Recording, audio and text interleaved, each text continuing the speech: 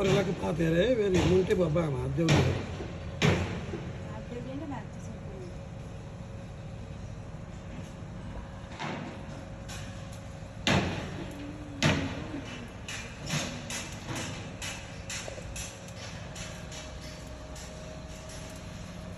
आलु नि खनियो कि त्यो आलु त भयो भाइ थुप्रै महिना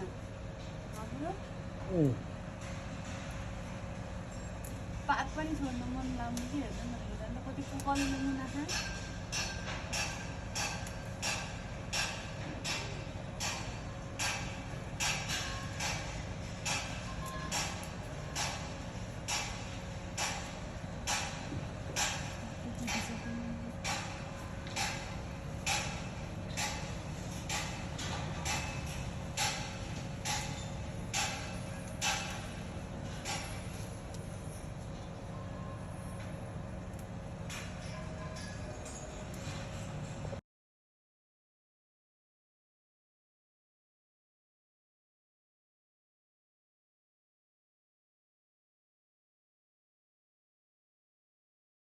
पहिला बनाउनु के पहिला टिकटाक त्यत्तिकै तरकारी बारी भनेर बनाउनु फल्यो फल्यो फल्यो जिन्दगीमा कहिल्यै नफल्यो चिज फल्यो आहा अब बखते तेरो दुःखका दिनहरू गए दसैँको बेला बेखर्ची होइन्थ्यो मजाले फलेछ अब ती खर्च उठाउने भइयो फलेछ फलेछ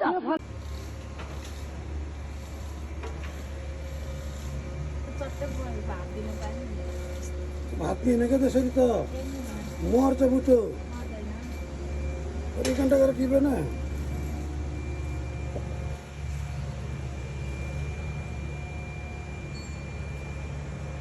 घरतिर हुन्छ नि सानो टमाटर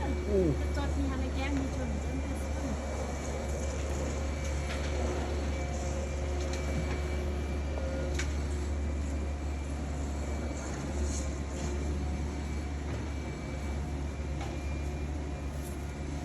खुर्सानीलाई त्यस्तो नगर क्या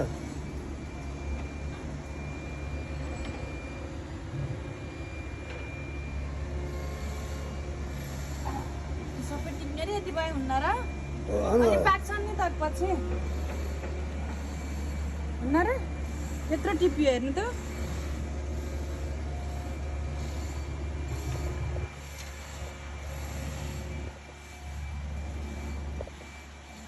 भयो तिनचोटि टिपेर खाइयो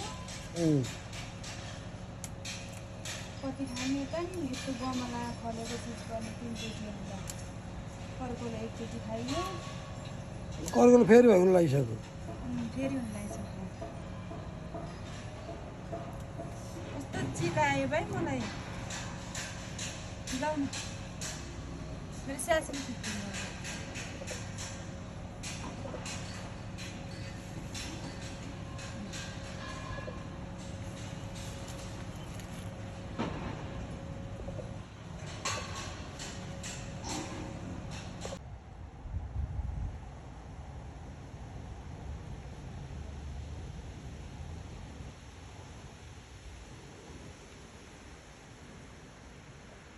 जय पशुपतिनाथ गुड मर्निङ वहाईको जयमास रहनुहोस् मेरो घरको सबभन्दा ठुलो खेती करेला नि छ अनि कर्कलो नि छ पोट्याटो भन्ने नि छ आलु भन्ने नि छ तिते करेली नि छ टमाटो पनि छ अनि ग्रिन चिल्ली भन्छन् हरियो खुर्सानी पनि छ टमाटर राता राता टमाटर छन् मेरा गाला जस्तै राता राता छन् हेर्नुहोस् मेरो कसरी बारी हो यो तरकारी बारी भन्छन् सबैले ल हेर्नुहोस्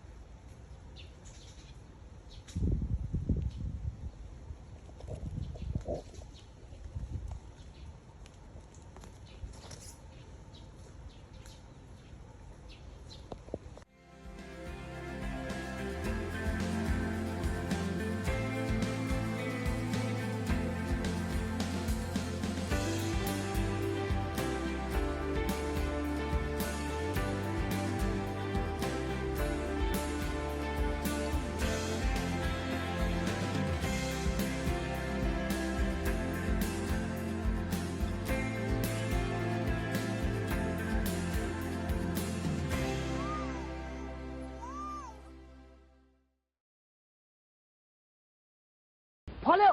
फल्यो फल्यो जिन्दगीमा कहिल्यै नफल्या चिज फल्यो आहा अब बखते तेरो दुःखका दिनहरू गए दसैँको बेला बेखर्ची होइन्थ्यो मजाले फलेछ अब चाहिँ खर्च उठाउने भइयो फलेछ फलेछ